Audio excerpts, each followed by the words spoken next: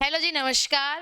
तो एक बार फिर से स्वागत है आपका polity with Anuradha ma'am YouTube channel के ऊपर। हम लगातार एचटेट 2026 को लेके काम कर रहे हैं और हमने एक वीडियो सीरीज शुरू की हुई है जिसका नाम है पिछले 5 सालों के पीवाईक्यू का निचोड़। तो उसी कड़ी में एक पेपर यानी कि जो सबसे टफ पेपर आज तक एचटेट की हिस्ट्री में माना जाता है, यानी कि लेटेस्ट पेपर 2024 का, वो हमने डिस्कस कर लिया है। 3 पार्ट में वो मेरी वीडियो है विद व्याख्या या फिर एक्सप्लेनेशन। अगर आपने वो वीडियो नहीं देखी है अब तक, यानी कि वो 3 पार्ट आपने 2024 एस्टेट के पीजीटी पॉलिटिकल साइंस पेपर 2 के अगर वीडियोस नहीं देखे हैं तो सबसे पहले आप उन वीडियो को जरूर से चेकआउट करें। आज हम शुरू करेंगे 2023 का एस्टेट, जो कि इससे पिछला स्टेट है। और अगर पेपर के लेवल के बारे में हम बात करें तो 2024 के पेपर के लेवल के अगर तुलना में देखें तो 23 का पेपर का जो स्टेटस है वो नॉर्मल है, यानी कि आसान हम उसको बोल सकते हैं तुलना में। तो आज हम शुरू कर रहे हैं हमारी इस वीडियो सीरीज का 4th वीडियो है। 2023 का पेपर हमने शुरू किया है।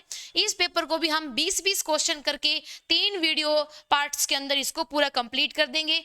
ऐसे ही करके आज तक जो 5 लास्ट एस्टेट हुए हैं, 5 ईयर के जो लास्ट एस्टेट हुए हैं, उनको जो क्या है ऐसे ही उन क्वेश्चन पेपर को हम व्याख्या के साथ देख लेंगे।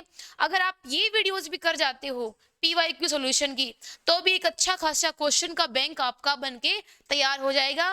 तो अगर आपको हमारा कंटेंट पसंद आता है तो हमारी वीडियो से जुड़ना बिल्कुल न भूलें। हमारे चैनल को लाइक करें, शेयर करें, सब्सक्राइब करें। तो इसी के साथ शुरू करते हैं आज का पहला क्वेश्चन एस्टेट 2023 से। देखिए, सेट ए का ही पेपर है मेरे पास और ये 91 क्वेश्चन है हमारे पास। 91 क्वेश्चन बात करता है डब्ल्यूटीओ के बारे में, यानी कि वर्ल्ड ट्रेड ऑर्गेनाइजेशन के बारे में। देखिए, डब्ल्यूटीओ हो गया, आईएमएफ हो गया या अंतरराष्ट्रीय संगठन हो गए, यूएनओ हो गया, इनमें क्वेश्चन ऊपर से आए जरूरी नहीं है, बल्कि डीप क्वेश्चन भी आ सकता है। और डब्ल्यूटीओ तो एचटेट का फेवरेट टॉपिक है। जितना अच्छे से आप डब्ल्यूटीओ के टॉपिक को करके जाओगे डीपली, उतने ज्यादा क्वेश्चन आपके निकलेंगे। क्योंकि मैं बताती हूँ, डब्ल्यूटीओ से क्वेश्चन वहां पे कौन सी संस्था निर्णय लेती है, कौन कौन से पार्ट होते हैं, डब्ल्यूटीओ काम कैसे करती है, डब्ल्यूटीओ के सिद्धांत क्या है, अंदर से क्वेश्चन आ रहा है। संगठन हो गया, कब बना, ये चीजें पुरानी हो चुकी हैं। तो डब्ल्यूटीओ, आईएमएफ, यूएनओ, इन सब संगठनों को बहुत ही अच्छे से हमको करके जाना है। डब्ल्यूटीओ से तो क्वेश्चन आएगा ही आएगा, ये मस्ट डू टॉपिक है। तो देखिए, यहाँ भी क्वेश्चन डब्ल्यूटीओ से, डब्ल्यूटीओ की कार्य प्रणाली क्या है उसके ऊपर से आया हुआ है। देखिए, विश्व व्यापार, आई होप आपको क्लियर विजुअल हो रहा होगा।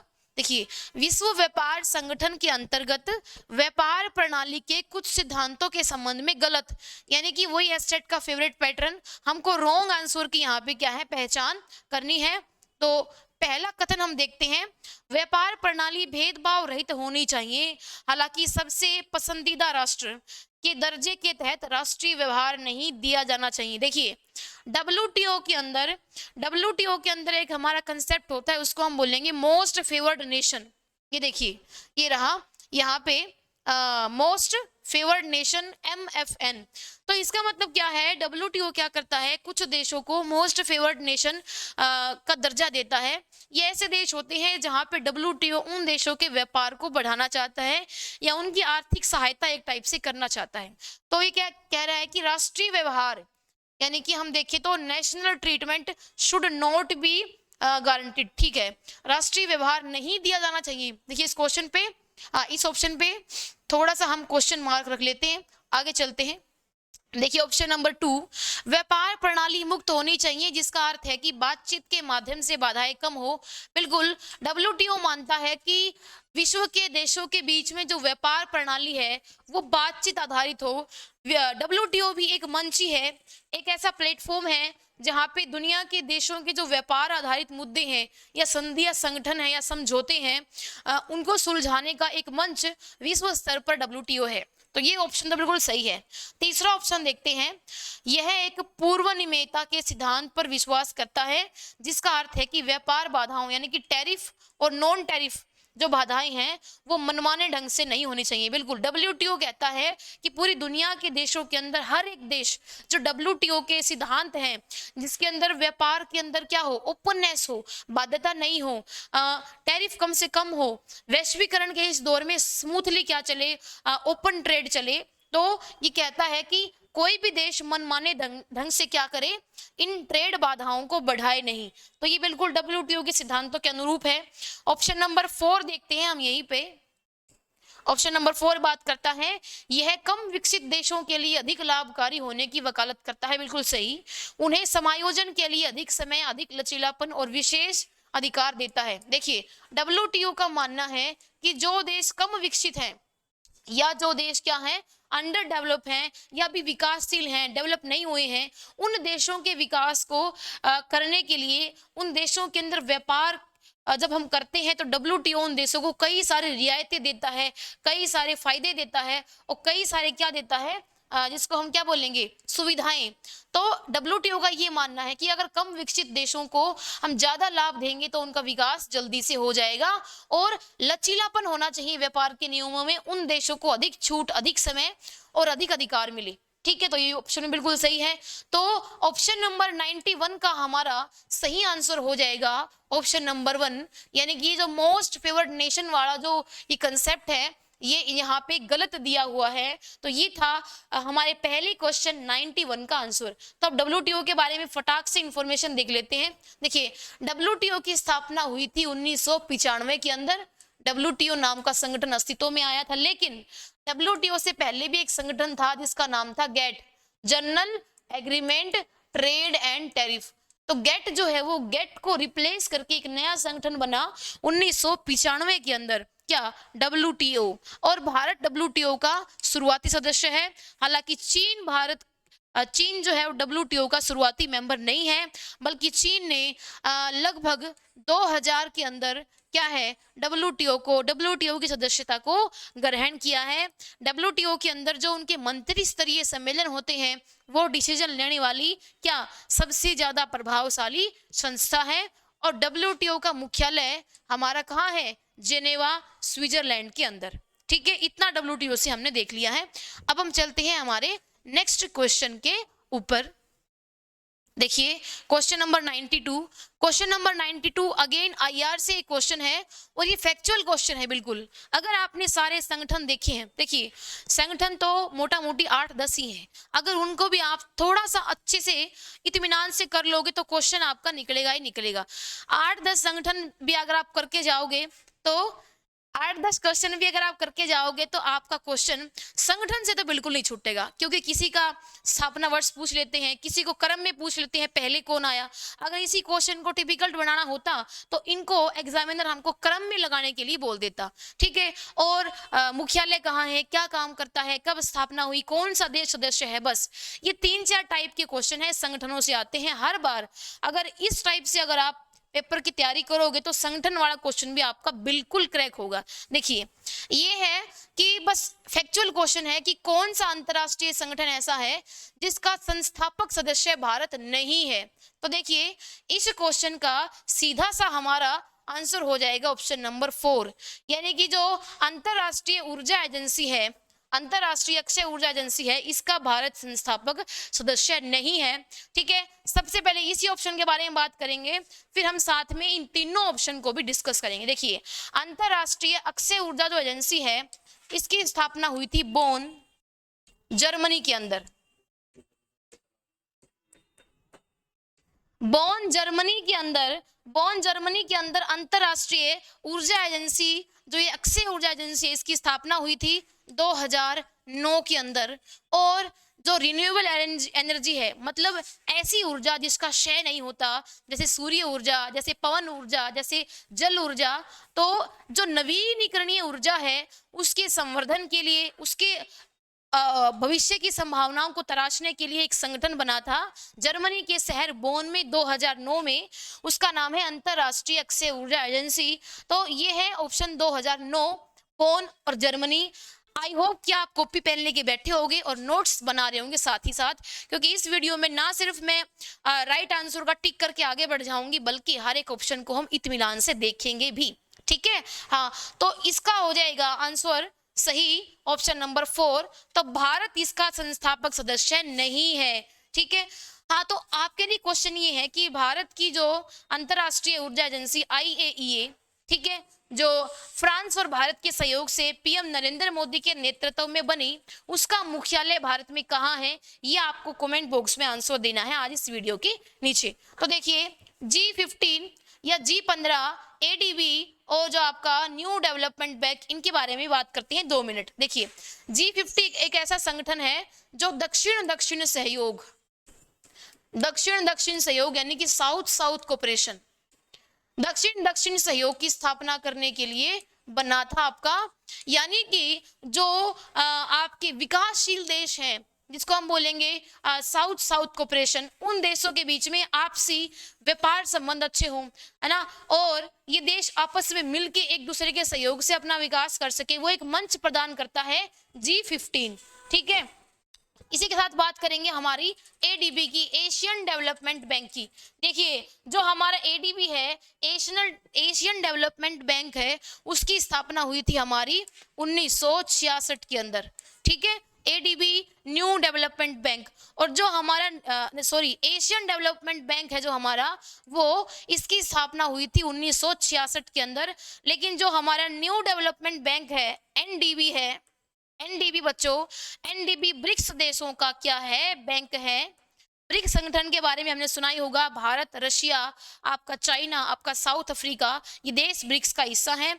और इसी ब्रिक्स ने 2014 के अंदर अपने सदस्य देशों के आर्थिक विकास करने के उद्देश्य से एक नए बैंक की स्थापना की, उसका नाम था न्यू डेवलपमेंट बैंक, है ना, NDB ब्रिक्स 2014। ठीक है। तो ये था हमारा क्वेश्चन नंबर 92 से जुड़ा हुआ सारा फैक्चुअल डेटा। अब चलते हैं अपने नेक्स्ट क्वेश्चन के ऊपर, इनको आपने नोट कर लिया होगा। ठीक है। अब चलेंगे क्वेश्चन नंबर 93 के ऊपर। देखिए कई बार मैंने बताया है कि कई बार जो क्वेश्चन होते हैं वो हमारी कॉमन सेंस से निकल जाते हैं। कई बार बोलते हैं तुक्का लग गया, तो तुक्का भी तभी लगता है जब हम क्वेश्चन का क्या करते हैं, इंटेलिजेंसी भरा गेस करते हैं। तो देखिए ये क्वेश्चन गैसी है, ये इतनी फैक्चुअल इन्फॉर्मेशन है अंदर से कि आई एम श्योर बहुत से बच्चों को नहीं पता होगी। देखिए 2022 में आतंकवादी उद्देश्यों के लिए नई और उभरती प्रौद्योगिकी के उपयोग का मुकाबला करने के लिए दिल्ली घोषणा पत्र, कोई दिल्ली घोषणा पत्र है, उसको अपनाया गया। तो सुरक्षा परिषद की आतंकवाद विरोधी समिति का अध्यक्ष कौन सा देश था? अब आप मेरे को बताइए, कॉमन सेंस यूज करते हैं।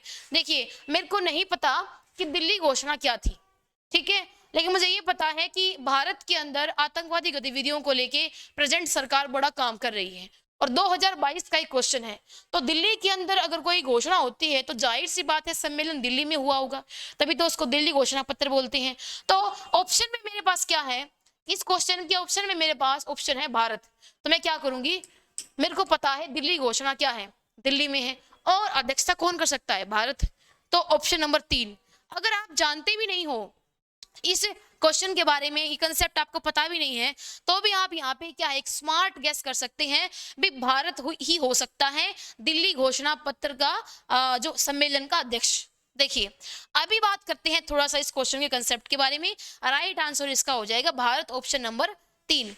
देखिए बच्चों ये टॉपिक है क्या कि जो हमारी ये आतंकवादी जो उद्देश्य हैं, ठीक है, आतंकवाद को खत्म करने के लिए आज के टाइम पे नई टेक्नोलॉजी का कैसे प्रयोग किया जाए, क्योंकि आज के टाइम पे आतंकवाद जो है वो भी बड़ा एडवांस हो गया है। जैसे हम क्या बोलेंगे, narco terrorism, psycho terrorism, cyber terrorism. तो जैसे जैसे आतंकवाद अपना आधुनिक रूप लेता जा रहा है, वैसे वैसे आतंकवाद को डील करने के लिए अब जो ग्लोबल लेवल पे जो जितने भी स्टेट हैं वो क्या कर रही हैं, अपने आप को इकट्ठा करके और ज्यादा टेक्निकली स्मार्टली इस टेररिज्म की समस्या को हल करने के लिए काम कर रही हैं।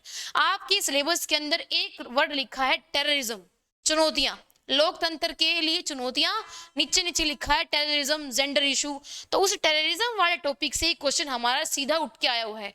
इसलिए मैं बोलती हूँ बार बार सिलेबस को फॉलो कीजिए, मस्ट, ये मस्ट है। सिलेबस अगर आप देखते हो तो आधी तैयारी आपकी वहीं हो जाती है टॉपिक वाइज। तो देखिए 93 क्वेश्चन कुछ नहीं बात करता है कि हम टेररिज्म को कैसे डील कर सकते हैं उन तरीकों के ऊपर, और एक दिल्ली घोषणा 2022 में हुई थी, उससे एक क्वेश्चन आया हुआ है। अब देखेंगे अपने क्वेश्चन नंबर 94 के बारे में। देखिए, सुरक्षा परिषद के अस्थायी सदस्यों के चुनाव के संबंध में कौन सा गलत है, यानी कि जो हमारा यूएनओ है, यूएनओ का सबसे मजबूत अंग जो है वो है हमारा सुरक्षा परिषद, सिक्योरिटी काउंसिल। और भारत भी क्या कर रहा है, लगातार इसी सिक्योरिटी काउंसिल के अंदर परमानेंट मेंबर बनने के लिए बहुत वर्षों से प्रयास कर रहा है। ठीक है, कई बार न्यूज़पेपर में हमने देखा होगा कि भारत की 27 सदस्यता के लिए इस देश ने समर्थन दिया। ठीक है, तो ये वही है सुरक्षा परिषद। तो क्वेश्चन कहता है कि सुरक्षा परिषद के अस्थायी सदस्यों के संबंध में कौन सा गलत है। तो देखते हैं जी, पहला क्वेश्चन क्या कहता है, यूएनओ की सुरक्षा परिषद में 15 मेंबर क्या है टोटल। वेरी गुड, प्रत्येक मेंबर को वोट देने का अधिकार है, बिल्कुल सही। देखिए, आपकी यूएनएससी के अंदर यानी कि यूनाइटेड नेशन सिक्योरिटी काउंसिल के अंदर आपके टोटल बच्चों 15 मेंबर होते हैं। इन 15 में से 5 आपके होते हैं वीटो मेंबर। इन्हीं वीटो मेंबर को हम क्या बोल देते हैं, स्थायी सदस्य। पेन की थिकनेस थोड़ी सी एडजस्ट कर लेते हैं।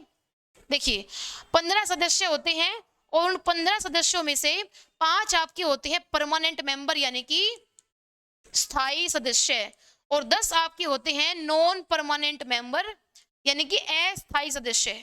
और इन अस्थायी सदस्यों का चुनाव हर 2 साल के लिए होता है। तो ये बिल्कुल सही है, 15 मेंबर हैं जी। ओके, दूसरा पॉइंट कहता है प्रत्येक वर्ष महासभा 2 साल के कार्यकाल के लिए 5 गैर स्थायी सदस्यों का चुनाव करती है। ये ऑप्शन बिल्कुल सही है, डिस्कस हमने कर लिया है। ऑप्शन नंबर 3 देखते हैं। अब ऑप्शन नंबर 3 बात करता है कि यूएनओ के अंदर कब कब सुधार हुए। देखिए, यूएनओ का तो आपको कुछ भी नहीं छोड़ना है, बार बार बता चुकी हूँ। यूएनओ के अंदर संशोधन हुए हैं, ठीक है, उन संशोधनों के ऊपर ये क्वेश्चन आ गया। 17 दिसंबर 1963 को महासभा का संकल्प आया। उस संकल्प के अनुसार, ये संकल्प का क्या था, ये जो प्रस्ताव था उसका नंबर है। कई बार ये भी पूछ लेते हैं कि कौन से प्रस्ताव का नंबर था, ये बहुत डीप क्वेश्चन हो जाता है। देखिए, 10 गैर सदस्य जो है वो 10 गैर स्थायी सीटें क्षेत्रीय आधार पर वितरित की जाएंगी। देखिए, पहले महासभा के अंदर 10 जो स्थायी सदस्य हैं, मतलब जो नॉन परमानेंट मेंबर हैं, उनको चुनने का प्रावधान नहीं था, बल्कि 1963 में यूएनएससी के अंदर जो परमानेंट सीटें हैं उनको बढ़ाया गया। ठीक है, और उन टोटल सीटों को 15 कर दिया गया। तो ये ऑप्शन भी बिल्कुल सही है। 10 जो है वो नॉन परमानेंट मेंबर जोड़े गए थे 1963 में।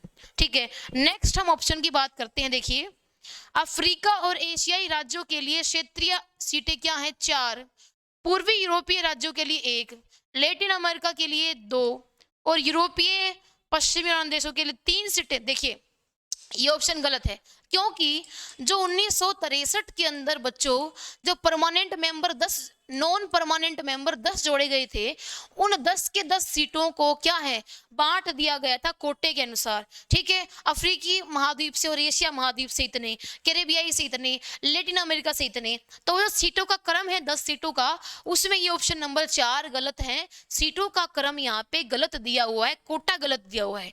तो ये हो जाएगा हमारे ऑप्शन नंबर ये हमारे क्वेश्चन का आंसर ऑप्शन नंबर 4। देखते हैं, ये था हमारा क्या, क्वेश्चन नंबर 94 यूएनएससी से हमारे क्वेश्चन आया हुआ था। अब चलते हैं आगे नेक्स्ट। अब देखिए, ये भी एक आईआर से क्वेश्चन है। 2015 में संयुक्त राष्ट्र सतत विकास शिखर सम्मेलन में हमारे एसडीजी, ठीक है, सस्टेनेबल डेवलपमेंट गोल, सतत विकास लक्ष्य से संबंधित क्वेश्चन है, कौन सा समझौता नहीं अपनाया गया था। देखिए बच्चों, पहले एसडीजी के बारे में बात करते हैं। एमडीजी, एसडीजी, टारगेट्स, गोल, ये इतना आजकल टॉपिक ट्रेंड में है कि कोई भी पेपर हो जनरल जीके का, सब में एसडीजी और एमडीजी पे क्वेश्चन आ रहे हैं। ठीक है, इवन यूजीसी नेट के एग्जाम का भी बहुत ही फेवरेट टॉपिक है ये एसडीजी और एमडीजी। देखिए, हुआ क्या, 2015 के अंदर यूएनओ में सतत विकास को लेके क्या है, लक्ष्य निर्धारित किए गए आने वाले 15 सालों के लिए। ठीक है, तो 2015 से लेके 2030 तक हमारे पास सतत विकास जो हमारा जिसका जो लक्ष्य है, यानी कि ऐसा विकास जो आने वाली पीढ़ियों के लिए भी संसाधनों को छोड़ के जाए, बचा के जाए। ठीक है, सब कुछ हम ही अगर खा पी के खत्म कर देंगे तो हमारी आने वाली पीढ़ियां क्या करेंगी। तो उन्हीं उद्देश्यों के लिए 15 सालों का हमारे पास टारगेट है। ये टारगेट है हमारा यूएनओ के अंदर 17 SDG। 17 हमारे पास विकास के लक्ष्य हैं, उन्हीं को हम एसडीजी बोल देते हैं। और एसडीजी 2015 में आए थे, 30 तक चलेंगे। 17 ये विकास लक्ष्य हैं और 169 टारगेट है। 169 टारगेट है हमारे, इनको भी आप नोट कर लीजिए। तो ये कहता है कि कौन सा इसके अंदर 2015 में नहीं अपनाया गया था। 2015 पर्यावरण की दृष्टि से बहुत इंपॉर्टेंट साल है, क्योंकि इसी साल पेरिस समझौता आया, जिसके अंदर हमारे पीएम मोदी जो क्या है वो नेट जीरो कार्बन का टारगेट दुनिया को देके आए थे। और उसी के साथ 2015 के अंदर कई समझौते हुए हैं। अभी ये क्वेश्चन कह रहा है कि कौन सा नहीं अपनाया गया था। देखते हैं हम इस क्वेश्चन को, गलत हमको यहाँ पे फाइंड करना है। पहला देखिए, आपदा जोखिम न्यूनीकरण के लिए सेंडाई फ्रेमवर्क, ये भी 2015 में आया। साथ साथ आप नोट करते रहिएगा, फैक्ट बिल्कुल सही है। तीसरा है विकास के लिए वित्त पोषण पर अदीस अबाबा एक्शन एजेंडा, ये भी बिल्कुल सही है। तीसरा है जलवायु परिवर्तन पर पेरिस समझौता। हम जानते हैं कि 2015 के अंदर पेरिस समझौता हुआ था, जो कि पर्यावरण सुरक्षा को लेके, संरक्षण को लेके अपने आप में बहुत ही ऐतिहासिक समझौता माना जाता है। चौथा है सतत विकास पर विश्व शिखर सम्मेलन। जी नहीं, बिल्कुल नहीं, ऐसा कोई भी शिखर सम्मेलन 2015 में नहीं हुआ था। तो ऑप्शन नंबर 4 इसका हो जाएगा राइट आंसर। अभी चलते हैं हम नेक्स्ट क्वेश्चन के ऊपर।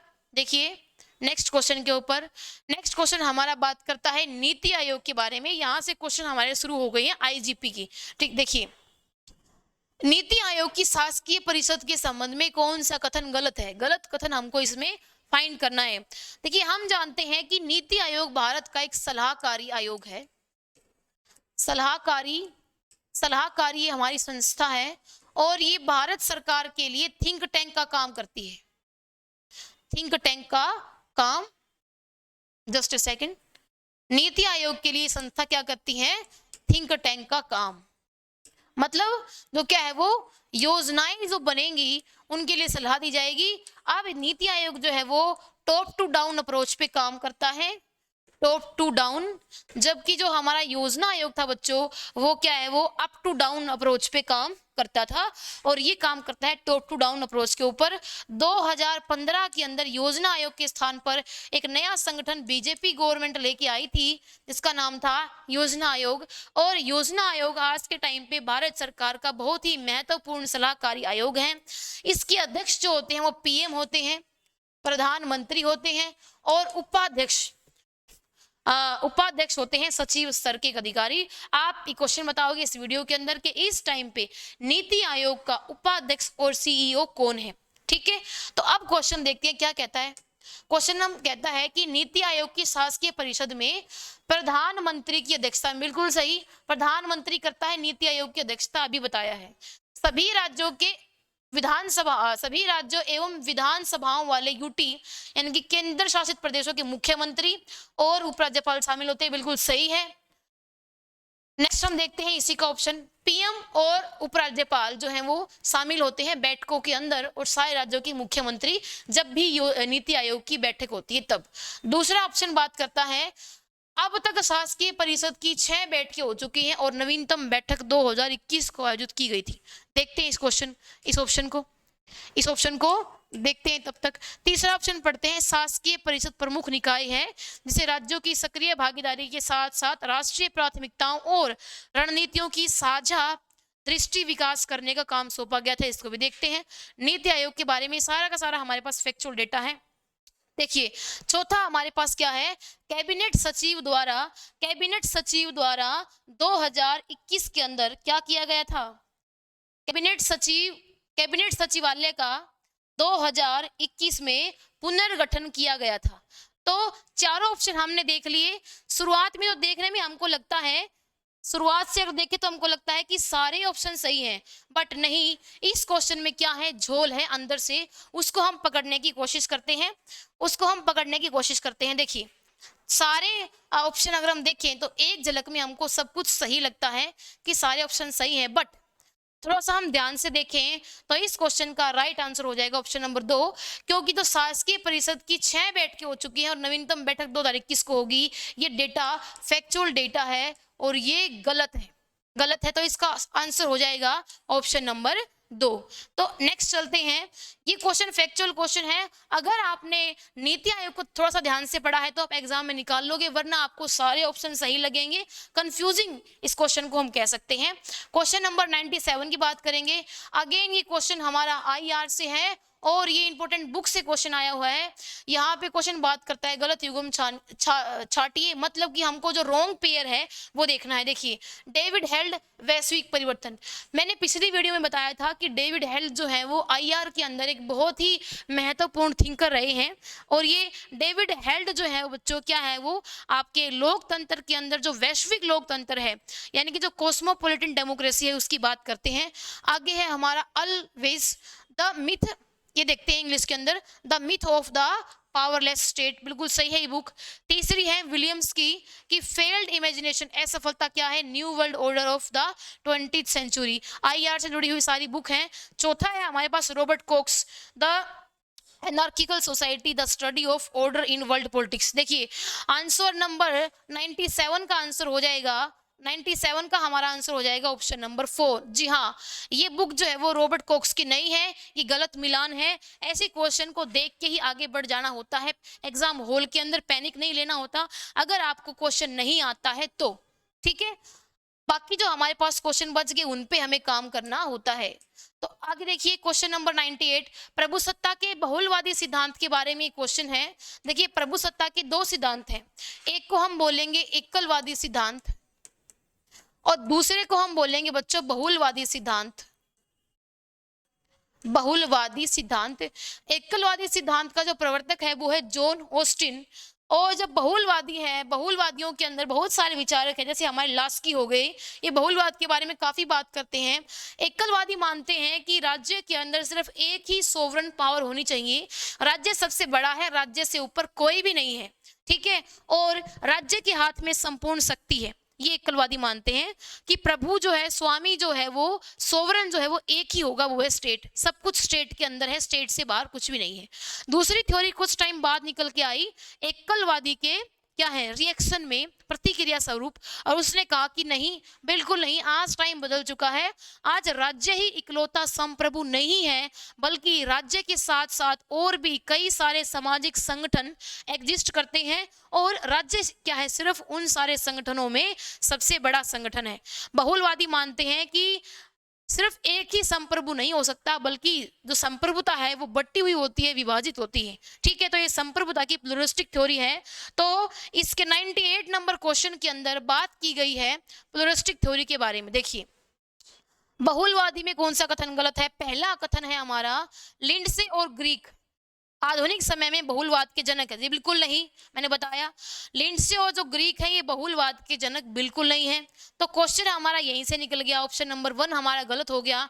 बाकी के ऑप्शन को चाहे तो हम यहीं पे स्किप कर सकते हैं, लेकिन फिर भी हम देख लेते हैं। बहुलवाद का मानना है कि राजनीतिक रूप से संगठित समाज के रूप में राज्य को अन्य सामाजिक संघों से अलग नहीं माना जा सकता, बिल्कुल सही, बल्कि यह संघों का संघ है। अभी बताया मैंने कि राज्य ही एकमात्र इकलौता महासंघ नहीं है, बल्कि संघों का संघ है, ठीक है। प्रभु सत्ता के अंदर, राज्य के अंदर ये सब कुछ निहित नहीं है, ऐसा बहुलवादी मानते हैं। और ये ऑप्शन नंबर 2 भी बिल्कुल सही बात करता है। ऑप्शन नंबर 3 बात करता है राज्य स्वयं सामाजिक एकजुटता सुनिश्चित करने का एक साधन है, बिल्कुल सही। बहुलवादी मानते हैं कि राज्य को भैया एक बड़े भाई की तरह काम करना चाहिए, फादर की तरह नहीं, ठीक है। ये बहुलवाद का निचोड़ है लेमन लैंग्वेज में अगर हम बात करें। और ऑप्शन नंबर 4 बात करता है कि राज्य का उद्देश्य कानूनों में सन्निहित मूल्यों के अनुरूप समुदाय के भीतर परस्पर विरोधी हितों का समाहार करना चाहिए, बिल्कुल, यानी कि राज्य का मुख्य उद्देश्य है शांति की स्थापना करना, और समाज के अंदर क्या है, जो विरोधी हित हैं, जो हमारे क्या है विरोधी हित हैं, उनको क्या करना, हमको समायोजन। तो ऑप्शन नंबर 1 इसका सही आंसर था, हमने देख लिया था। ये ऑप्शन हमने डिस्कस किए हैं डिटेल इंफॉर्मेशन के लिए, ठीक है। आगे चलते हैं नेक्स्ट हमारे क्वेश्चन के ऊपर। नेक्स्ट क्वेश्चन बात करता है क्या, ये सूचियां हैं, सूची 1 को सूची 2 के साथ सुमेलित कीजिए। देखिए, ये हमारे क्या है मताधिकार हैं, सार्वभौमिक महिला मताधिकार प्रथम बार लागू? तब तक आप इस क्वेश्चन को पढ़िए, मैं जो क्या है वो एक घुट पानी पी लेती हूँ, ठीक है।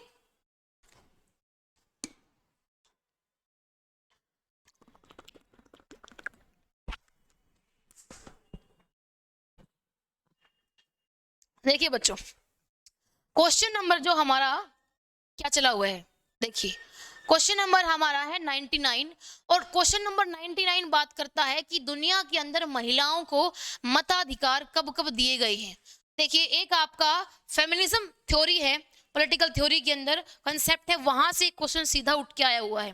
कमाल की बात यह है कि दुनिया के बड़े बड़े देश जो अपने आप को आज डेवलप मानते हैं, लोकतंत्र के जो क्या है वो सबसे मजबूत दावेदार मानते हैं, उन देशों के अंदर भी वो काम नहीं किया गया जो भारत ने कर दिया था। बिल्कुल, भारत इस मामले में पूरी दुनिया में कई देशों से आगे निकल गया, क्योंकि भारत ऐसा देश था जिसने अपने देश के अंदर आजाद होते ही सबसे पहले क्या दिया, यूनिवर्सल अडल्ट फ्रेंचाइज, यानी कि सार्वभौमिक वयस्क मताधिकार, और उसके अंदर महिलाएं और पुरुष दोनों ही शामिल थे। लेकिन अगर हम इस क्वेश्चन को देखें तो हम पाएंगे अमेरिका, ब्रिटेन, फ्रांस, स्विट्जरलैंड ऐसे देश हैं डेवलप होने के बावजूद भी कई सदियां लग गई वहां की औरतों को मताधिकार के लिए लड़ाई लड़ते लड़ते, और बहुत लेट उनको जाके मिला है।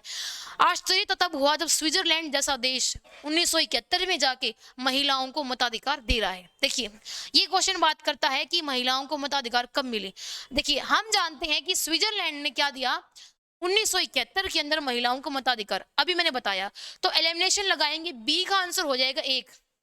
देखिए, बी का आंसर हो जाएगा हमारे पास एक, ये रहा। तो हमको देखना है एक कहाँ है बी के अंदर, ये रहा। तो ऑप्शन यहाँ हमारा ठीक हो जाएगा, बी का एक ही ऑप्शन से हमारा पूरा का पूरा क्या निकल गया क्वेश्चन। आगे बढ़ने की जरूरत ही नहीं है, ये क्वेश्चन मैं तो ऐसे ही टिक करती। लेकिन अभी अपने को तीनों चारों ऑप्शन और भी देखने हैं, तो अभी चलते हैं ऊपर। हमको पता चल गया कि जो क्या है वो इस क्वेश्चन का सही आंसर क्या है, ऑप्शन नंबर 3। अब देखिए, स्विट्जरलैंड ने दिया 1971 में, यूके यानी कि ब्रिटेन ने दिया 1928 में अपने यहाँ महिलाओं को मताधिकार, अच्छा फ्रांस ने दिया 1945 में, ऑस्ट्रेलिया ने दिया 1909 में, और एक और देश यहाँ पे लिख लीजिए आप, देखिए एक और देश यहाँ पे लिख लीजिए, वो है हमारा यूएसए, द ग्रेट अमेरिका जो अपने आप को कहता है, उसने 1920 में जाके महिलाओं को क्या दिया, यूनिवर्सल अडल्ट फ्रेंचाइज का क्या राइट। लेकिन हम देखते हैं कि अमेरिका का आजाद कब हो गया, 1776 के अंदर। कितना लेट जाके महिलाओं को मताधिकार मिला है, ये आप देख सकते हैं। तो इस क्वेश्चन का सही आंसर हो जाएगा ऑप्शन नंबर 3। यहाँ पे मैंने आपके लिए मैच भी कर दिया है, नोट कर लीजिएगा। नेक्स्ट हम ऑप्शन के ऊपर चलते हैं। 20 क्वेश्चन का आज हमारा टारगेट रहेगा बच्चों। क्वेश्चन नंबर 100 पे हम पहुंच गए हैं। 100 बात करता है 1952 में संसद द्वारा पारित निजी सदस्यों के विधेयकों के संबंध में सूची 1 सूची 2 के साथ, मतलब कि हमको क्या करना है, यहाँ पे सुप्रीम कोर्ट के नहीं सॉरी यहाँ पे संसद के द्वारा पास अधिनियम दिए हुए हैं, हमको वो अधिनियम मिलानी है, मैच करनी है उनके ईयर के साथ। देखिए, सबसे पहले तो करंट के साथ अगर आप जुड़े हो तो आपको पता है इस टाइम पे वक्फ बिल बहुत ट्रेंड कर रहा है, तो करंट के अंदर बहुत दिन वो घूमता रहा, वक्फ बिल क्या है कब आया। तो हम ये जानते हैं कि जो वक्फ बिल है वो 1954 के अंदर आया था, ठीक है। तो मुझे एक ऑप्शन तो पता चल गया कि ऑप्शन नंबर 1 का सही जवाब हो सकता है बी। तो क्या ये इससे क्वेश्चन हमारा क्रैक होता है, देखते हैं। ऑप्शन नंबर 1 का बी, देखिए ऑप्शन नंबर 1 का बी, ऑप्शन नंबर 1 का बी। देखिए बी हमारे दो ऑप्शन के अंदर है, ये रहा बी और बी, यानी कि 50-50 गेम हमने खेल लिया है। दूसरा और तीसरा ऑप्शन यहाँ पे कट हो जाएगा। अब हमको देखना है क्या ऑप्शन नंबर 1 और 2 के बारे में। लेकिन यहाँ पे इंटरेस्टिंग पार्ट ये है कि आपको एक क्वेश्चन का पता होने से क्वेश्चन आपका नहीं निकलेगा, बल्कि आपको क्या है तीनों के तीनों ऑप्शन मालूम होने चाहिए, क्योंकि दो ऑप्शन तो सेम ही है, बी और ए, ठीक है। तो हमको तीसरा पता होना चाहिए, देखते हैं तीसरा हमको पता होना चाहिए, दूसरे का क्या है ए, दूसरे का ए, दूसरे का ए, ठीक है। ये रहा दंड प्रक्रिया संहिता संशोधन विधेयक, ठीक है जी, दूसरे का ए। हम कर देते हैं। वक्फ बिल का हम कर देंगे 1954। और जो हिंदू विवाह संशोधन विधेयक, यहाँ पे नोट कीजिए, वैसे तो हिंदू विवाह विधेयक जो है वो बाबा साहब के द्वारा 56 के अंदर पेश हुआ था, जिसके विवाद के चलते नेहरू जी के साथ उन्होंने इस्तीफा दे दिया था। लेकिन यहाँ पे बात हुई है संशोधन की, तो हम यहाँ पे क्या टिक नहीं कर सकते 56, तो हमको यहाँ पे टिक करना पड़ेगा क्या 1964, ठीक है। और सर्वोच्च न्यायालय का आपराधिक अपीलीय क्षेत्राधिकार का विस्तार ये हुआ था हमारा 1970 के अंदर। तो हमारा क्या हो जाएगा, पहले का आंसर क्या बी, दूसरे का आंसर ए, और तीसरे का सी, और चौथे का डी।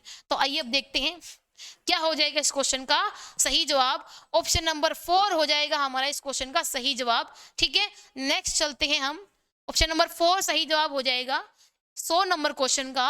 अभी हम आगे 101 नंबर क्वेश्चन के ऊपर। देखिए ये बात करता है भारतीय न्यायपालिका के अंदर एक टर्म है उसको लेके। देखिए 101 बात करता है भारतीय संविधान का कौन सा अनुच्छेद नेमो डिबेट विद वेक्सरी सिद्धांत से संबंधित है। तो इस क्वेश्चन का सही जवाब हो जाएगा ऑप्शन नंबर 3, यानी कि जो आर्टिकल 20 है हमारा, आर्टिकल जो 20 है, आर्टिकल 20(3) के अंदर ये हमारी डिबेट दी हुई है, नेमो डिबेट विद वेक्सरी है। देखिए ये टर्म है, ये कंसेप्ट है, अगर आप जानते हो तो जानते हो, नहीं जानते तो नहीं जानते, ऐसे क्वेश्चन को अक्सर स्किप कर देना चाहिए, ठीक है। आगे चलते हैं हम क्वेश्चन नंबर 102 के ऊपर।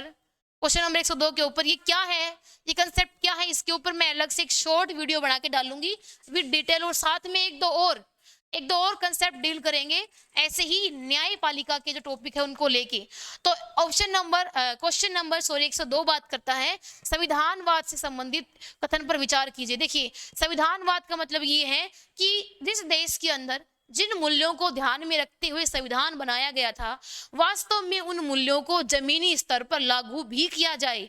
सिर्फ लिखित संविधान होने से काम नहीं चलेगा, जब तक आपका संविधान आपके देश के अंदर जमीनी स्तर पर इन ग्राउंड रियलिटी फॉलो नहीं हो रहा है तो कोई फायदा नहीं है। ये होता है एक्चुअल में कॉन्स्टिट्यूशनलिज्म। तो संविधान तो नॉर्थ कोरिया के अंदर भी है, संविधान तो चाइना के अंदर भी है, बट क्या वहां पे एक्चुअल में संविधानवाद है, तो आंसर है नहीं। तो वही क्वेश्चन हमारा डील करता है संविधानवाद से। संविधानवाद की कुछ मैं आपको बेस बता देती हूँ। सीमित सरकार, लोकतंत्र, जो क्या शासन प्रणाली, कानून का शासन और नागरिकों को राइट्स, ये हैं संविधानवाद की क्या आधार। तो आइए देखते हैं क्वेश्चन को। ये क्वेश्चन क्या है, बात करता है कि कौन सा कथन सही है। संविधानवाद उन नियमों का समूह है जो निष्पक्ष व्यवहार को सुनिश्चित करता है, बिल्कुल सही। इस कारण सरकार को उत्तरदायी बनाता है, बिल्कुल सही। अभी मैंने बताया है आपको कि क्या है संविधानवाद, इन कथनों को आपको सिर्फ पढ़ना है, ठीक है। दूसरा है लिखित संविधान का होना ही संविधानवाद के अस्तित्व की अनिवार्यता है, बिल्कुल नहीं। अभी मैंने डिस्कस किया कि संविधान होना ही काफी नहीं है, बल्कि संविधान का ग्राउंड रियलिटी में लागू होना संविधानवाद है। तो सीधा आंसर क्या हो जाएगा कि क्वेश्चन 1 सही है और जो क्या है ऑप्शन 2 हमारा गलत। देखिए तो इसका आंसर हो जाएगा ऑप्शन 1 सही है, ऑप्शन 1 सही है केवल, ठीक है।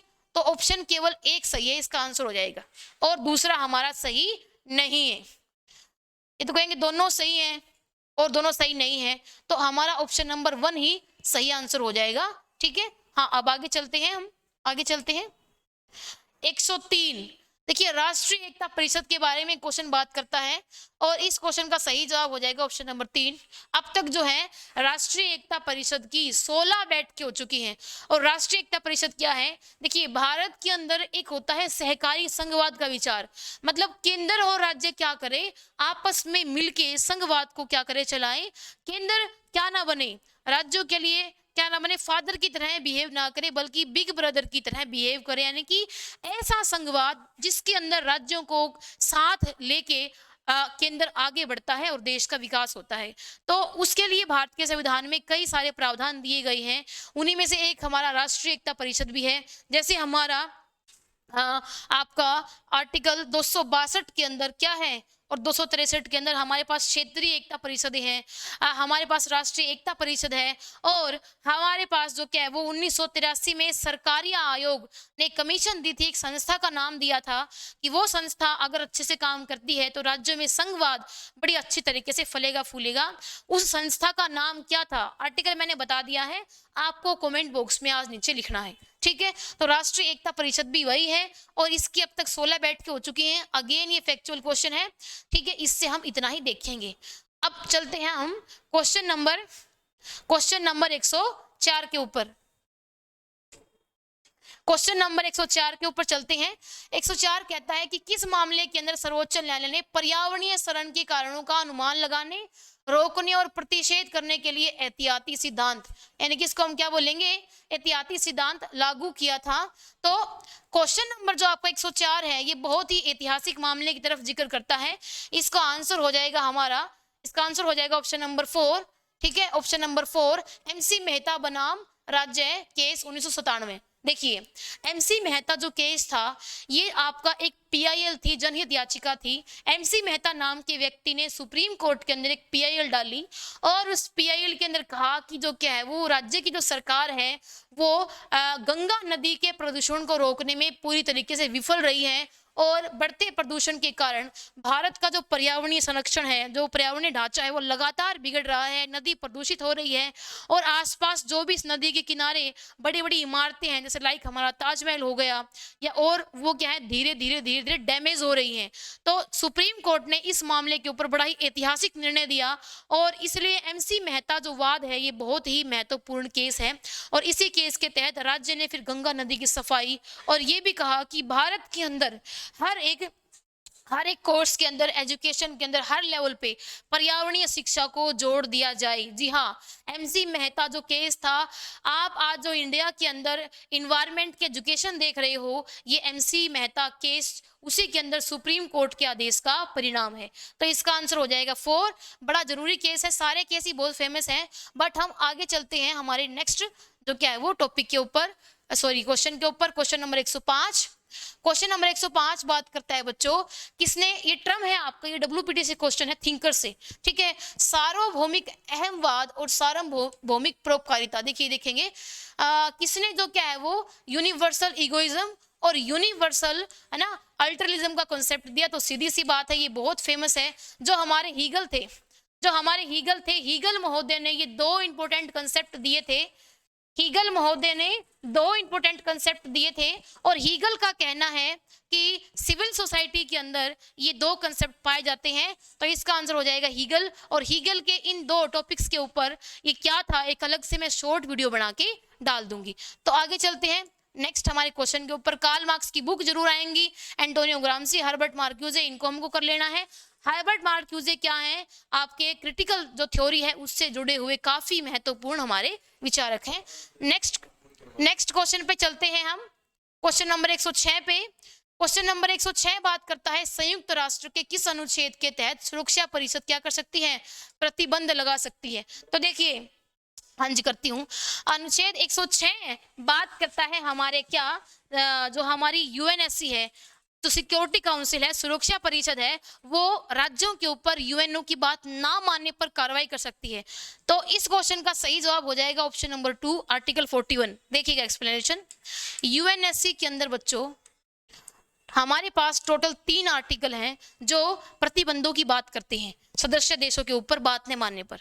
एक तो है हमारा आर्टिकल 39 और एक है हमारा आर्टिकल 41 और एक है हमारा आर्टिकल 42। ये बहुत इंपॉर्टेंट इंफॉर्मेशन है, राइट डाउन जरूर कीजिएगा। देखिए बच्चों, आर्टिकल नंबर 41 अनुच्छेद 41 बात करता है महासभा या फिर सुरक्षा परिषद की बातों को ना मानने पर सुरक्षा परिषद देशों पर क्या लगा सकती है, आर्थिक प्रतिबंध।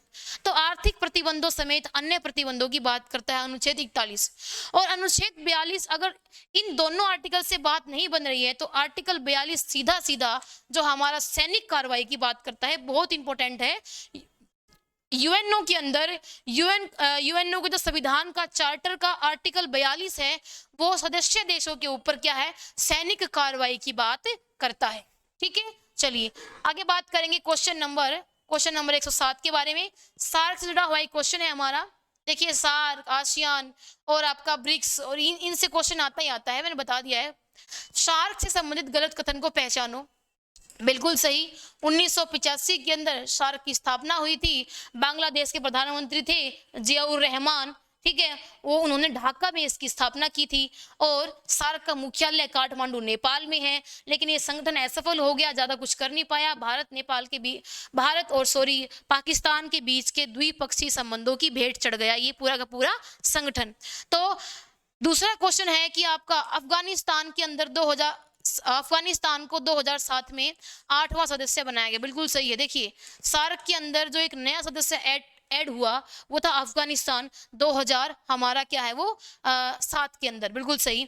तीसरा है, अब तक एक आयोजित 18 सार्क शिखर सम्मेलनों में भारत ने 3, ये इंफॉर्मेशन है आप लिख लीजिए, अब तक सार्क के 18 सम्मेलन हुए हैं। बिल्कुल सही है। और भारत ने दूसरा, 8वां और 14वां इन सम्मेलनों की अध्यक्षता की है। चौथा ऑप्शन देख लेते हैं इसी क्वेश्चन का। ये बात करता है 19वां सार्क शिखर सम्मेलन ढाका में आयोजित हुआ था। बिल्कुल नहीं, बिल्कुल नहीं। देखिए, 2019 के अंदर भारत में हो गया बच्चों उरी अटैक, और सार्क की बैठक होनी थी पाकिस्तान के क्या इस्लामाबाद में। अटैक होते ही भारत ने उसका बायकॉट कर दिया, और तब से लेकर अब तक जो क्या है वो सार्क की कोई भी बैठक नहीं हो पाई है, ऑनलाइन इंटरेक्शन कोरोना के टाइम पे उसको छोड़ के।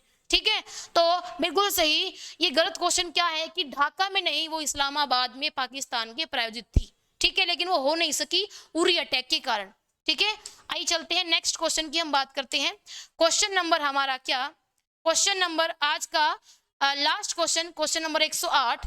ठीक है, क्वेश्चन नंबर 108 बात करता है भारत और पाकिस्तान के बीच सिंधु जल समझौते के बारे में। देखिए, 2025 में भारत और पाकिस्तान के रिश्ते बहुत ज्यादा खराब होने के कगार पर आ गए, और बहुत ही ट्रेंडिंग टॉपिक रहा इस साल इंडिया और पाकिस्तान का क्लैश 2025 में। और सिंधु जल समझौता भी बहुत न्यूज में रहा, और उससे क्वेश्चन भी आया हुआ है। एक्चुअली बच्चों 1960 के अंदर भारत के पीएम नेहरू और पाकिस्तान के अयूब खान जो थे अध्यक्ष, अयूब खान, इनके बीच में जो हमारा वर्ल्ड बैंक है, वर्ल्ड बैंक, उसकी अध्यक्षता के दौरान अध्यक्षता के अंदर वर्ल्ड बैंक की अध्यक्षता के अंदर 1960 में भारत और पाकिस्तान के बीच में सिंधु नदी जल समझौता हस्ताक्षरित हुआ था। ठीक है, और इस समझौते के अंदर 6 नदियों का पानी बांटा गया था। RBS यानी कि Reserve Bank of Switzerland, Ravi, Beas और सतलुज जो पूर्वी नदियां हैं ये भारत को मिली, और 3 पश्चिमी नदियां यानी कि आपका 3 पश्चिमी नदियां पाकिस्तान को मिली। तो देखते हैं गलत क्या है। ये क्वेश्चन बिल्कुल सही है, 60 में हुआ था जी भारत और पाकिस्तान के बीच में। बिल्कुल, भारत को 3 पूर्वी नदियां मिली, ये भी क्वेश्चन बिल्कुल सही है, ऑप्शन बिल्कुल सही है। तीसरा ऑप्शन देखेंगे, पश्चिमी नदियों सिंधु, झेलम और चिनाब, ठीक है, पश्चिमी नदियां पाकिस्तान को मिली, ये भी बिल्कुल सही है। चौथा ऑप्शन देख लेते हैं। चौथा ऑप्शन बात करता है भारत किशन गंगा और रेटल जल विद्युत परियोजना। देखिए, यहां से अगली बार क्वेश्चन आ सकता है कि किशन गंगा और रेटल जल विद्युत परियोजना ये अभी फेमस रही है करंट में, ये दोनों किससे जुड़ी हुई है, तो हम कह देंगे भारत और पाकिस्तान की सीमा पर और सिंधु जल समझौते के तहत। अब भारत ने क्या कहा कि संबंधित मामलों पर विचार करने के लिए मध्यस्थता न्यायालय के गठन को सिंधु जल संधि प्रावधानों के अनुरूप मानता है। बिल्कुल नहीं, ऑप्शन इसका हो जाएगा ऑप्शन नंबर 4। भारत जो है वो किसी भी मध्यस्थता को नहीं जो क्या है वो स्वीकार करता, और भारत ने 2025 के अंदर इस संधि को फिर से दोहराए जाने की अंतर्राष्ट्रीय स्तर पर मांग की है। तो ये थे हमारे आज के 20 क्वेश्चन या PYQ 2023 के स्टेट के पेपर से। इसी पेपर को हम ऐसे ही 3 वीडियो पार्ट के अंदर जो क्या है 20-20 क्वेश्चन करके पढ़ लेंगे। तो आज के लिए इतना ही, मिलते हैं इसी क्वेश्चन पेपर के नेक्स्ट पार्ट के अंदर, जिसमें हम नेक्स्ट 20 क्वेश्चन को देखेंगे ऐसे ही एक्सप्लेनेशन के साथ। अगेन, अगर आपको मेरा काम पसंद आता है और आपको ये वीडियो हेल्पफुल लगती है तो हमारे चैनल से आप जरूर से जुड़िएगा। तब तक के लिए बाय बाय, टेक केयर, धन्यवाद।